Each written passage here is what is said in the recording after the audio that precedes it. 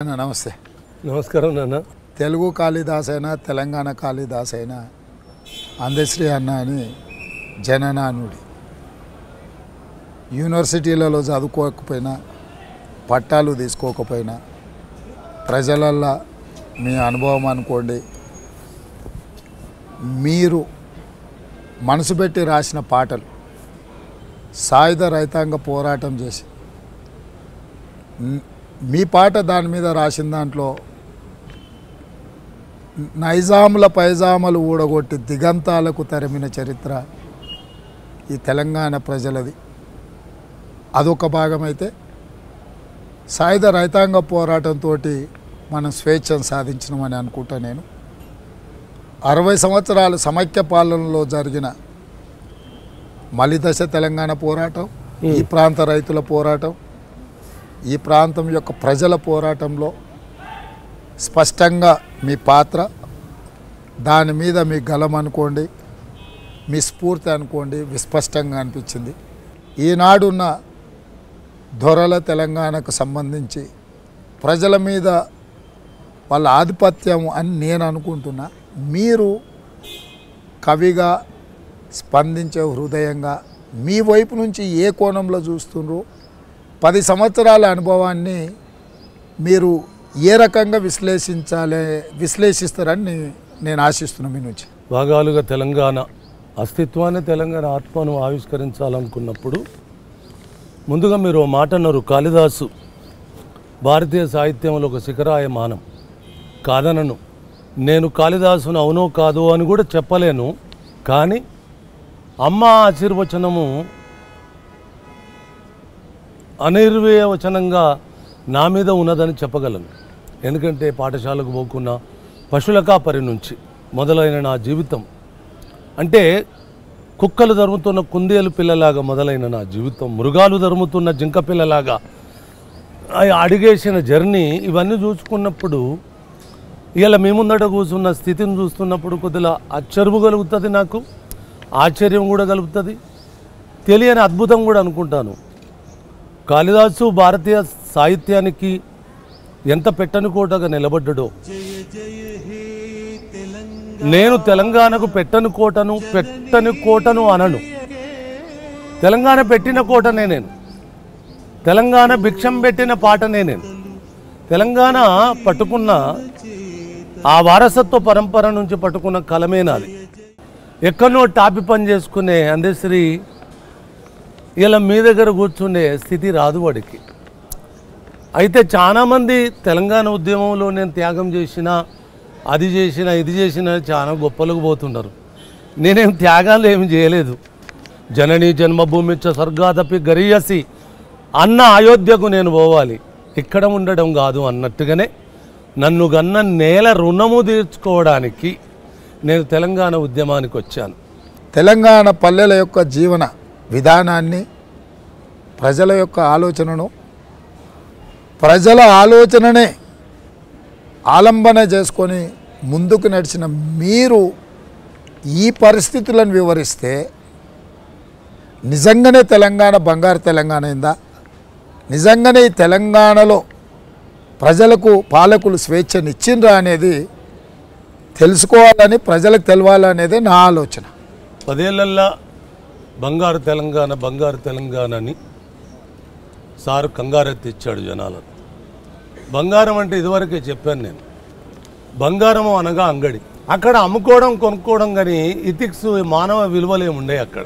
అందుకోసం ఇక్కడ ప్రతిదీ అంగడి అయింది. ఇక్కడ నాకు తెలిసి బంగారం అనేది మానవ జీవితంలో చాలా అతి అతి అతి అతి విలువ తక్కువ శబ్దం.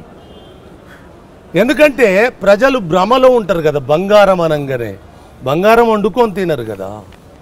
కానీ నన్ను కన్నా ఈ మట్టి కంటే, ఈ మట్టి పిడికడు మట్టి కంటే 1000 కిలోల బంగారం దాని వేటు రాదు నాన్న. అందుకోసం సారు మనకు బంగారం అని మనకు కంగారిస్తే, ఆ బంగారం ఎంత మనం పరిగెత్తుతుంటే బంగారాన్ని తలదన్నిన 1000 ఎకరాలను సారు కాజేసుడు మొదలుపెట్టాడు. ప్రజల రాజ్యముతో, ప్రజల భిక్షతో వచ్చిన అధికారాలు సారు కుటుంబ పాలన అయింది. సారు మాట్లాడిందే వేదమైంది. అక్కడ మనకు మొత్తము 119 నియోజకవర్గాలలో తతిమలు ఇతరులు గెలిచిన విషయాన్ని పక్కన పెడితే సారు గెలిపించుకున్నోళ్ళు, సారు దగ్గర నిలబడ్డోళ్ళు అందరూ ప్రజల ఓట్లతోటే కదా వీళ్ళు అధికారం వచ్చింది. సారు కూడా అధికార భిక్షం వేసింది ప్రజలే కదా. ఆ బంగారు తెలంగాణలో ఆయన తెచ్చిన బంగారు రాజ్యములో ఓటేసిన ఏ ప్రజలనన్న భాగస్వామ్యము చేసిన సందర్భం మనకు కనబడ్డదా?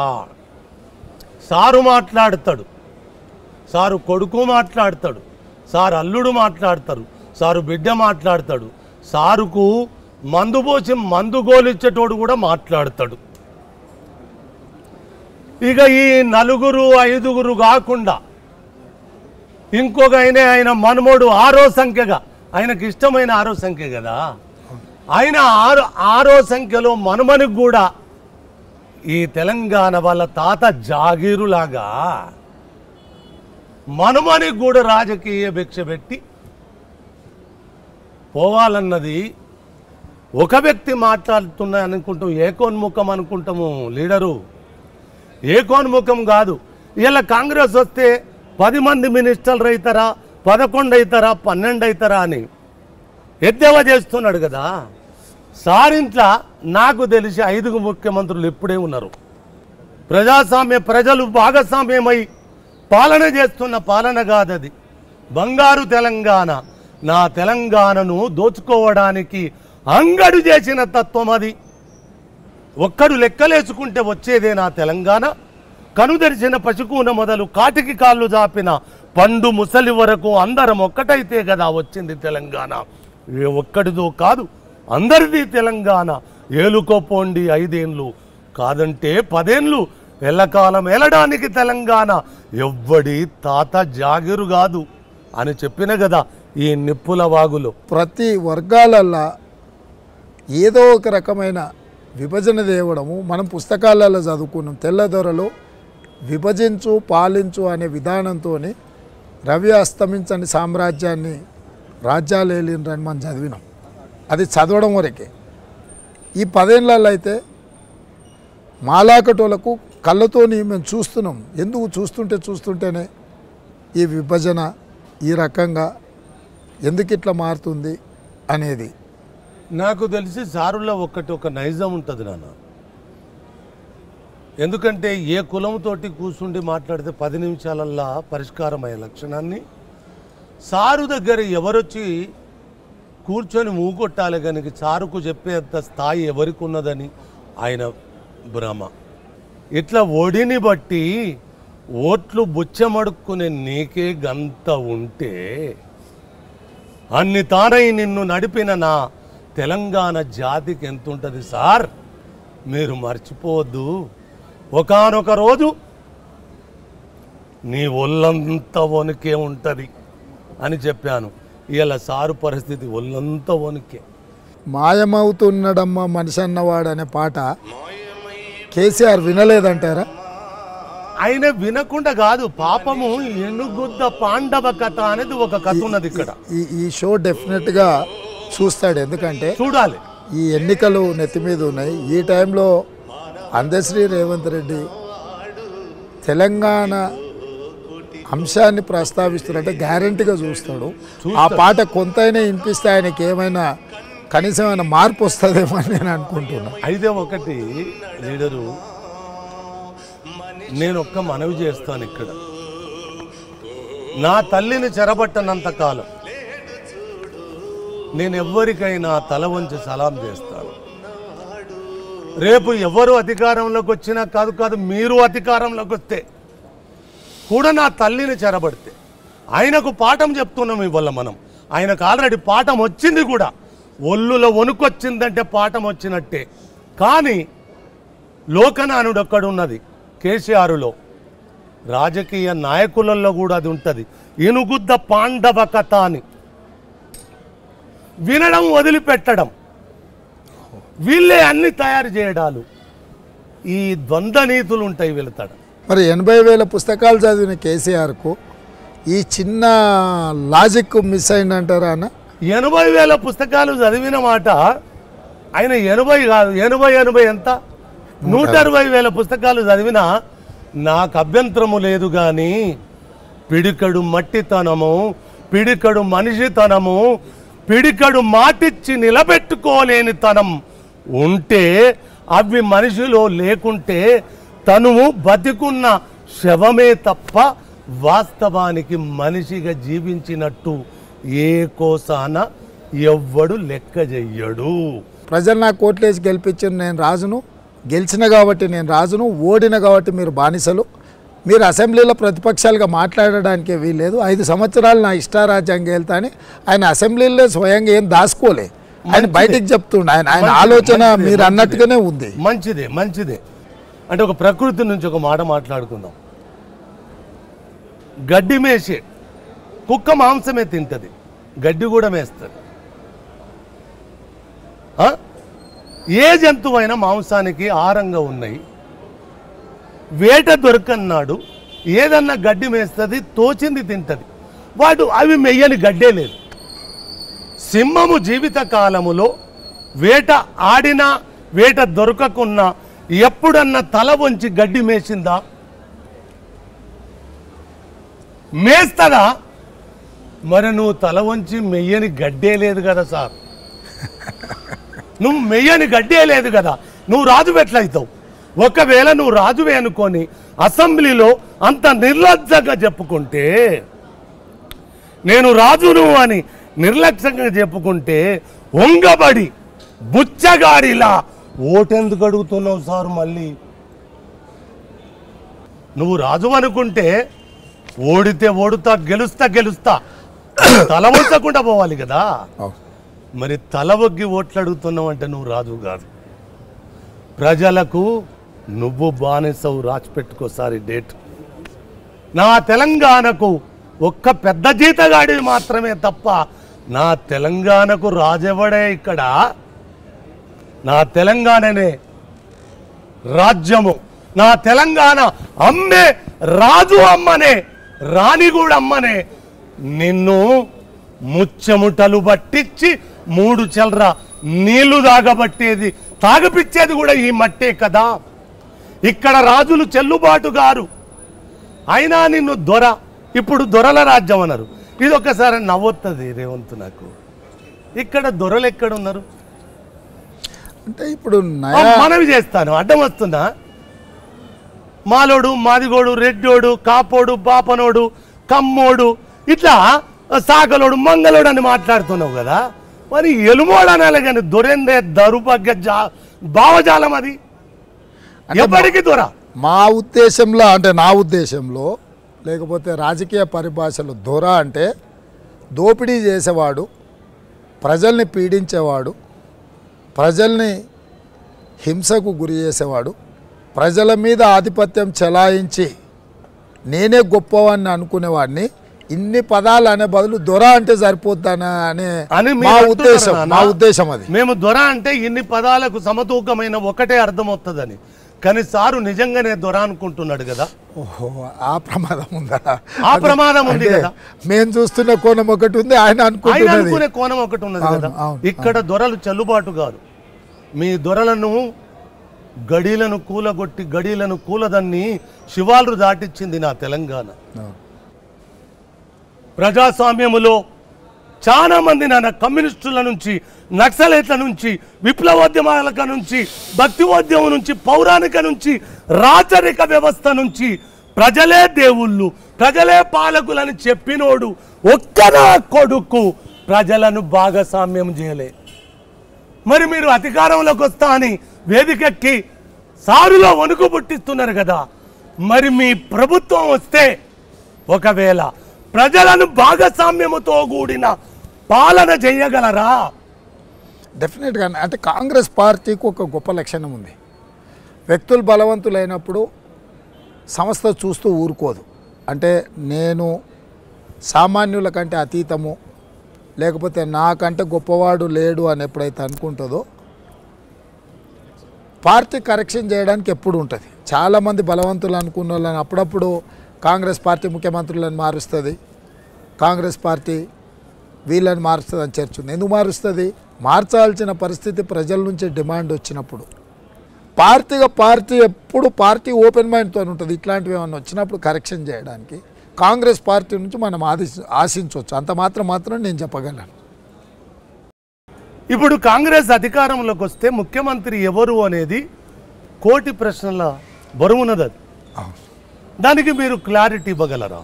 పిసిసి అధ్యక్షుడు అనే చర్చ వచ్చినప్పుడు కూడా 50 మంది పిసిసి ప్రెసిడెంట్లు అవుతారా అని ఒక చర్చ జరిగింది. 50 మంది అవుతారని చెప్పిన 1000 మంది అభిప్రాయం పార్టీ తీసుకుంది. ఎవరైతే బాగుంటుందా, ఎట్లా చేస్తే బాగుంటుంది అని ఆ చర్చల తర్వాత పార్టీ ఒక నిర్ణయం తీసుకున్నప్పుడు చిన్న చిన్న ప్రకంపనలు ఉన్నా దాన్ని మళ్ళా అంటే దాన్ని నిలువరించుకొని నిలబడి ముందుకెళ్ళాం. ఇప్పుడు ప్రజల దగ్గరికి వెళ్ళి ఎమ్మెల్యేలను ఎట్లయితే ఎన్నుకోమని ప్రజలకు చెప్తున్నాం, ఎమ్మెల్యేల నుంచి మళ్ళీ ముఖ్యమంత్రి ఎవరైతే బాగుంటుంది అనేది కూడా ఒక చర్చ. సో కాంగ్రెస్ పార్టీలో దేనికైనా సాధ్యం ఉంటుంది. ఎవరైనా నేను అవ్వచ్చు అనే ఒక నమ్మకాన్ని కలిగించే ప్రయత్నం. కాంగ్రెస్ పార్టీలో నిర్ణయం తీసుకున్నంత వరకు అందరు అభిప్రాయాలు చెప్తారు.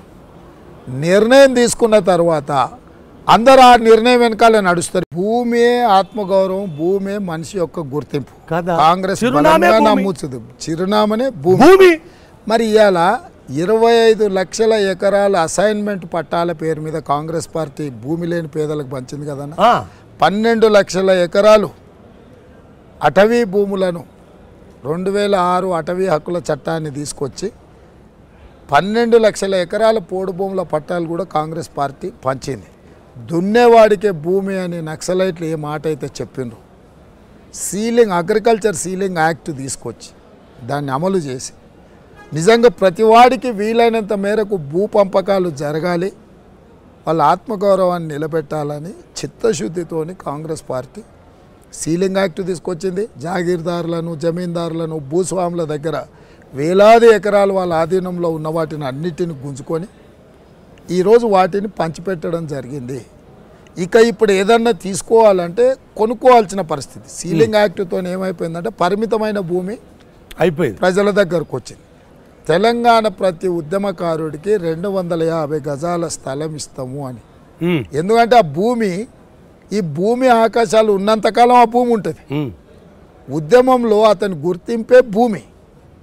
ఆ ఉద్యమకారుడిని గుర్తించాలనేది మేము చాలా మదనం చేసి చర్చ చేసి బట్టి విక్రమార్క గారు, నేను, మా శ్రీధర్ బాబు గారు, మేమందరం కూడా బాగా చర్చించి అరే వీళ్ళు కొట్లాడినరా, వీళ్ళు సాధించినరా, వీళ్ళ మీద కేసులు ఉన్నాయి, కేసులు పేపర్ మీద ఉన్నాయి, ఆ పేపర్ కేసీఆర్ మాయం చేస్తే అది ఏడుందో తెలియదు ఇప్పుడు అని వాళ్ళకి ఖచ్చితంగా ఎకరాలు ఇవ్వకపోయినా 250 గజాలన్న నీడనని ఇవ్వడానికి అంటే మా ప్రయత్నము. మేము దాన్ని గుర్తించినమన్నా అవకాశం ఉంటే భూమి ఇవ్వడానికి కాంగ్రెస్ వెనక్కిపోదు. కాళేశ్వరము పక్కనున్న వరంగల్కు కానీ తెస్తున్న కరీంనగర్ నేల నుంచి కానీ ఒక్క 10 ఫీట్ల కాలువ దువ్వలేదే ఇతర భూములు వారించేందుకు. ఓన్లీ కాళేశ్వరం నుంచి కొండపోచమ్మ వరకు ఒక్కడి 800 కిలోమీటర్లు అని చెప్పలేదు, 246 కిలోమీటర్లు ఉంటుంది నాన్న కాలువ. కాళేశ్వరం అందరి కళ్ళల్లా కారం కొట్టిన అనుకున్నావు, వాస్తవానికి నీ కళ్ళల్లో నువ్వే కారం కొట్టుకున్నావు. కానీ కాళేశ్వరం అనే ప్రాజెక్టు ఒక్క సిద్దిపేట జిల్లాకేనా? కొండపోచమ్మ, మల్లన్న సాగర్, మల్లన్న సాగరే ఉన్నది నీ లెక్కల. కొండపోచమ్మ ఎందుకు వచ్చింది సార్? ఫామ్ హౌస్ కోసం. నీ ఫామ్ హౌస్ భూగర్భ జలాల కోసం. ఇంత దుర్మార్గం ఉంటుందా సార్? ముఖ్యమంత్రి అయితే మీకు 33 జిల్లాలు కదా సార్ కావాల్సినవి. మేము కట్టినాం, మేము తెచ్చినాము, మేము కట్టినాం, మీరేనా? ఓట్లు ప్రజలు భిక్షమెత్తే కదనే మీరు అన్ని తెచ్చింది. ఏందిరా తెలంగాణము యముల పాలవుతుంది మాగానము. ఎప్పుడు రాసిన రేవంత్ ఇది? ఆయన ఎక్కిన 15 రోజుల నుంచి ఓకే ఆయన పదవి కాలం ఎట్లా పొడిగెళ్తుందో ఇది అట్లా రాసుకుంటూ వచ్చిన. రాష్ట్రం వస్తే కుక్కలా కావాలంటానని మక్కువతో పలికిన మాటలేమైపోయాయి? అధికారమునకొచ్చి అహంకారం అది ఎచ్చి పొంకనాలకు పోయి రంకెలేసుడు ఏంది? ప్రజలను తన పార్టీ నేతలను కుక్కలుగా తలబోసి తన చుట్టూ తింపుకోవడం ఏంది? అత్యంత నష్టపోయిన వాళ్ళ దానిలో విద్యార్థులు. తెలంగాణ సారు పాలనలో నిన్న ఆ దిక్కుమాలినోడు మేనిఫెస్టోలో కూడా విద్యార్థి పలుకెత్తిన పాపాన బోలే, అవును అవును అవును. వాళ్ళ పేరెత్తిన పాపాన బోలే. ఇంకో భయానకమైన వ్యాధి 1500 ఉన్న గ్రామములో 1500 కుటుంబాలు ఉన్న గ్రామములో 2 వైన్ షాపులు, 10-16 బెల్ట్ షాపులు. దానితో నా తెలంగాణ పసికందులు చస్తున్నారు తండ్రి. దానితో నా తెలంగాణ రాష్ట్రం ముండమోస్తుందయ్యా. మీరు అధికారములకు వస్తే అదృష్టం కొద్దీ అధికారములోకి మీరు వస్తే ఈ సారా షీపు లెక్కరు బెల్ట్ షాపుల నేపథ్యము ఈ విద్యార్థి జీవనాల కోసం మీరిచ్చే అభయమేంది? Belt షాపులను liquor సేల్స్ను నియంత్రిస్తాము. అది పరిమితంగా ఎప్పుడు ఎక్కడ అందుబాటులో ఉండాలనో దాని మీద ఒక స్పష్టమైన ప్రణాళిక ఉంది. గ్రామాలలో బెల్ట్ షాపులను పొరకట్టబెట్టి చేస్తాం. ఏ ఊర్లో కూడా బెల్ట్ షాపు కనిపించవద్దు. నా మాటగా తీసుకోండి. 100% అది నా బాధ్యత. రెండవది, ప్రభుత్వంలో ఉన్న కొలువులు 2 లక్షలు సంవత్సరం తిరిగే లోపల మేము రిక్రూట్మెంట్ క్యాలెండర్ ఇచ్చినాం. గవర్నమెంట్ ఉద్యోగాలు ఒక కోణం. తర్వాత ప్రతి సంవత్సరం వచ్చే ఖాళీలను కూడా యూపీఎస్సీ తరహాలో ఖాళీలను భర్తీ చేసేది రెండవది.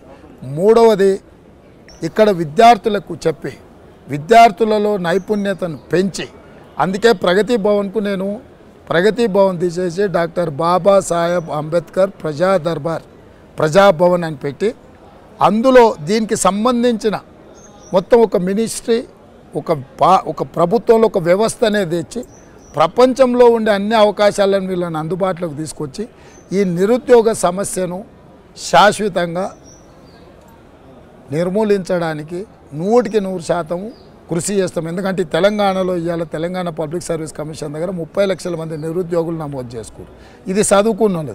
చదువుకోని వాళ్ళు ఇంకొక 20 లక్షల మంది. చదువుకున్న వాళ్ళు అంటే 10th ఇంటర్ పాస్ అయి ఫెయిల్ అయిన సెమీ స్కిల్డ్ లేబర్ అంటే వాళ్లకు పని నైపుణ్యాన్ని, వృత్తి నైపుణ్యాన్ని నేర్పించడం ద్వారా వాళ్ళు స్వయంగా బతికే అవకాశాలు కల్పించడానికి కోసం ప్రత్యేకమైన ప్రణాళిక పెట్టుకొని వాళ్ళని ముందుకు నడిపించి వాళ్ళకు ఆదర్శంగా నిలబడి వాళ్ళ ద్వారా ప్రపంచానికి అవసరమైన జ్ఞానాన్ని, నైపుణ్యాన్ని పంచాలన్నదే కాంగ్రెస్ పార్టీ, నా సొంతంగా కూడా నాకున్న ఆలోచన.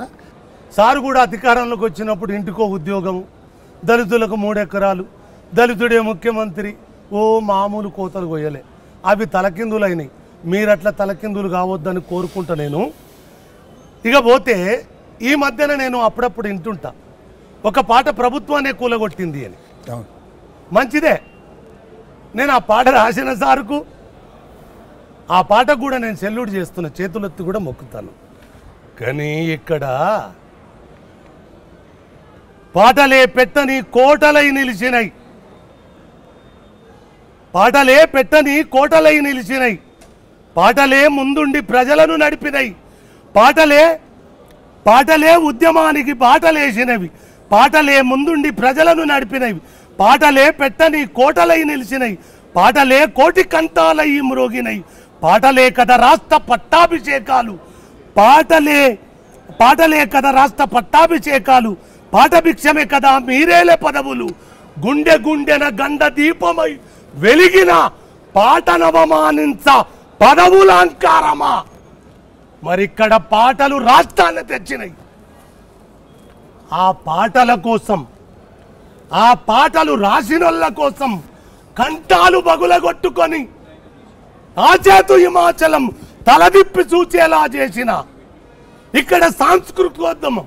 నేను ఉట్టిగానే మాట్లాడతలేను. ఇక్కడ నా మాట కన్నా చెల్లుబాటు కాదు. ఇక్కడ ధూమ్ధామ్ అనేది కేసీఆర్ స్వప్నం కాదు. ధూమ్ధామ్ అనేది బాలకృష్ణ బాడుకావు పనికి తెచ్చింది కాదు. అది తెలంగాణ ధూమ్ధాము ఉద్యమము పాదైతే దాని పందిరి అందశ్రీగాడే. ఒక సాంస్కృతిక సేనాన్ని కోట్లాది మీరు కాంగ్రెస్లో విలీనమైతామని పదవులలో 3 ఏళ్ళు మీరు ఢిల్లీలో వండుకున్నప్పుడు మీ రాష్ట్ర ఉద్యమాన్ని నిలబెట్టింది ధూమ్ధామే. ధూమ్ధాము ఎనుకుడి నడిపించిన వాళ్ళే. అటు కవులు కావచ్చు, ఇటు కళాకారులు కావచ్చు, అటు తెరవే తెలంగాణ రచయితల వేదిక కావచ్చు, ఇక్కడ దుమ్దమ్ కావచ్చు సమాంతరంగా ఉద్యమాన్ని నిలబెట్టుకున్నాయి. మరి పాటతోటి రాష్ట్రం వచ్చిన రాష్ట్రానికి అరే దిక్కుమాలినోడా పాడుకునేటందుకు పాటు ఉండదా ఇక్కడ? సిగ్గుంటే కాళేశ్వరంలో వాడి దుంకి చచ్చిపో, దరిద్రం పోతుంది తెలంగాణది. అలాగనే ఈ సాంస్కృతిక ఉద్యమానికి కూడా మీరు కాంగ్రెస్ పార్టీ ఈ ఎలక్షన్ మూమెంట్ కావచ్చు ఇంకేదన్నా కావచ్చు ఒక సాంస్కృతిక సేనాని లేకపోతే కొద్దిగా అభద్రత భావమే ఉంటుంది. దాన్ని మీరు పూడ్చుకోవాలి, దాన్ని పూర్తి చేసుకోవాలి. తెలంగాణ యొక్క సంస్కృతే పాట, తెలంగాణ సాంప్రదాయం రాష్ట్రం అంటేనే పాట కదా. తెలంగాణ సంస్కృతి సాంప్రదాయాన్ని కాపాడాలి అని అంటే పాట బతికుండాలి. దానికి కావలసిన అన్ని రకాల వసతులు వనరులను ప్రభుత్వ పరంగా ఏర్పాటు చేసే బాధ్యత కాంగ్రెస్ పార్టీ తీసుకుంటుంది. అయితే ఒక్క మనవి చేస్తాను, ఒక్క మనవి. నేను ఇవాళ మీ దగ్గర కూర్చోవడానికి మీ మెప్పు కోసమో మీ మేలు కోసమో కాదు, ప్రత్యేకించి నా తెలంగాణ కోసమే. అయినా నేను ఇంటర్వ్యూలే వద్దు అనుకున్నా. నేను మరి మీరే ఇంటర్వ్యూకి వస్తా అంటే మరి నేను పోకపోతే కూడా ఇక్కడ భయపడ్డాడేమో. నేను ఒక్క దానికి భయపడుతున్నాను, అక్షరానికి భయపడతా, అమ్మకు భయపడతా, ధర్మం ఉంటే భయపడతా. నా ప్రజల పక్షాన ఎవడు విధేయులుగా ఉంటారో వాళ్లకు భయపడతా.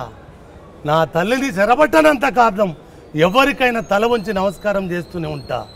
తల వంచుకోవడం తప్పు కాదు తండ్రి నాది, తలదించుకొని బతుకుమంటే మాత్రం వాడి తల నరుక్కున్న నేను తలదించుకునే నేపథ్యం ఉండదు. వాళ్ళు జై తెలంగాణ అనే అర్హతను కోల్పోయినరు.